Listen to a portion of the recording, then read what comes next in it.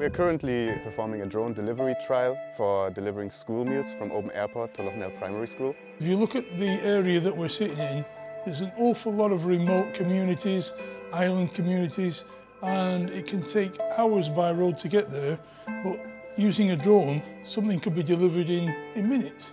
We can face all kinds of issues, traffic works or road works that are on the route, and that can delay our vehicles from getting to the schools.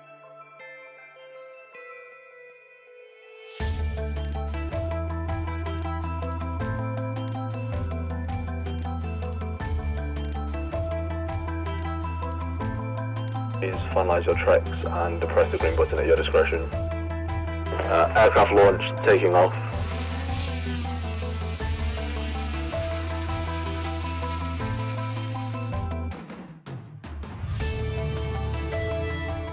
We are working closely together with the council here to design a vehicle and operator agnostic drone innovation hub, which would be able to support drone operations across the west coast of Scotland. We are delighted that Argyll and Bute are part of this project, especially the pilot stages of the project. It's quite ambitious, but to open up delivery of free school meals to island schools would be really beneficial for them. We know here that school meals impact highly on attainment.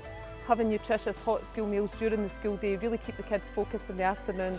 As soon as they return to class, we know that they've had their lunch and they're ready to learn. The other aspect, of course, of drones is trying to amalgamate the airspace with live air traffic as well. It's something that we're very keen on trying to explore. It will take time because they'll want to see things moving forward as well. Actually having the two together, as we've proved during this week, there's no real problem from the airport perspective. It's literally just going to be convincing the regulator to let the airspace be shared between the two operators. We can also use them for inspecting bridges, checking the airfield lighting, white lining. I guess there's so many more things that it could be used for. And finally, the most important thing is about quality and making sure we get as best quality hot meals to our children and young people as possible.